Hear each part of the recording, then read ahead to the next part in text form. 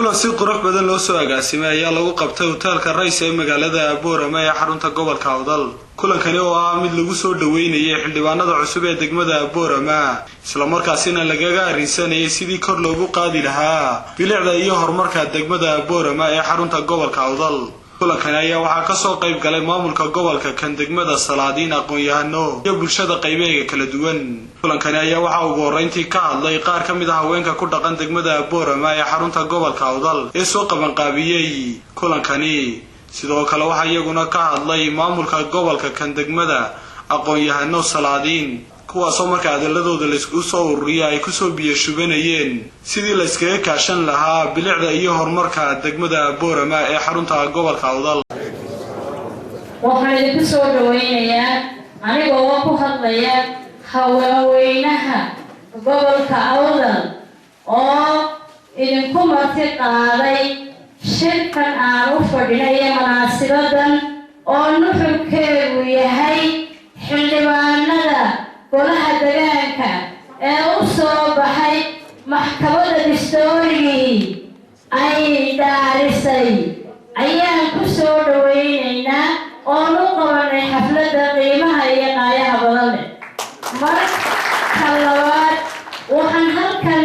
hambalyo iyo salaam ku salaamayaa ka soo qaybgalayaasha na saaciday haweenweynayaasha haweenka gobolka Awdal haddii aanu nahay na saaciday culimaadudiinka salaadiinta maxaan ku idhahdaaye qurbajooga siyaasiyiinta mutacalimiinta barofeysarada ka soo qayb galay ee martiqaadkayagii ajiibay aad baan idinku mahadnaqayaa si qiimo iyo qadarin leh. halkan laga soo durtay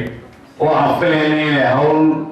wanaagsan inoo qabtaan aan rajaynayo innaguna ay tahay inaan ku gacan qaban. intaas aan u kacay waxaa runtii arrimaha ay samayn doonaan waxa weeyaan hawliba sida u kala sarsoodii dhacmay sida u kala sareeya ma loo kala guraabani. waxa weeyaan waxyaabaha ugu horreeya ay samaynayaan waa bilicda magaalada inay wax ka qabtaan. bilicda magaalada soomaalida waxay tiraahdaa arabku waa maxay ahayd xolaan laakiin uska waa duqodiibo inaad isii bilisgarayo waxyaabaha noo qorshaysan ee ay tahay idinka lafsigiina ka sii fikirtaan. hawshaas waxa weeyaan balaanka ugu horeeya waxa weeye degmada Boorama awal meedkii unbay ahayd inaanu 4 xaafadood 4 xarumood ka furno. 4 xarumood oo sidooda u shaqeeya shaqaalahoodii maamulkooda iyo nidaamkoodii wax walba leh. albaabka cashuura in cashuura bixin wayda ka soo saar Sheekh Al-Jawhar ee halkan la keenay islaamka ka soo dawlad ku weyso in laga daayo xaafadaas iskiida soo maamusho oo samayno maamul daadejin.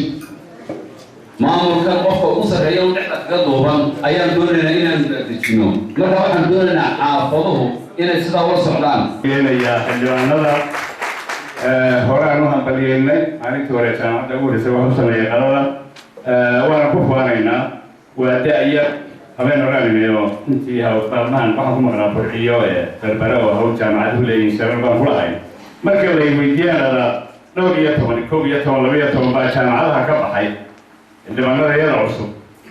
iyo waxoogay waayaa jiro dhinacna waa kaga faani jiray dhinacna waxoogay walwala iyo haystayo bilaa dee xilka jaamacaduna kawaankay saaran yihiin tol hadday si waxay naga yar noqdaan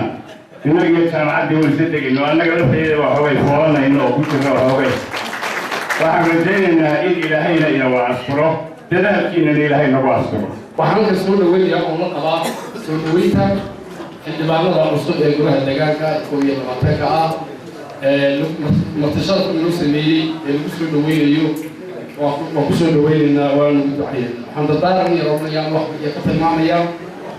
shayga soo bartay waa ogtahay oo soo maray maayqaanka iyo 80 ilaa 80 ama 80 madaxiisii waan ogahay dhibaatada dowladaha hoose dhibaatada ay leeyihiin iyo waxyaabaha laga soo horta waa kolka la yidhaahdo dowlad hoose la yidhaah iyo dowlad sare la yidhaah. runtii dowladda hoose haddii ay hagaagto waa waxa lagaga nasanayo dowladda sare lagaga nasanayo iyo haddii la magaalada iyo hay'adaha sidoo loo shaqeeyo kuwa ugu hogaaminaya iyaguna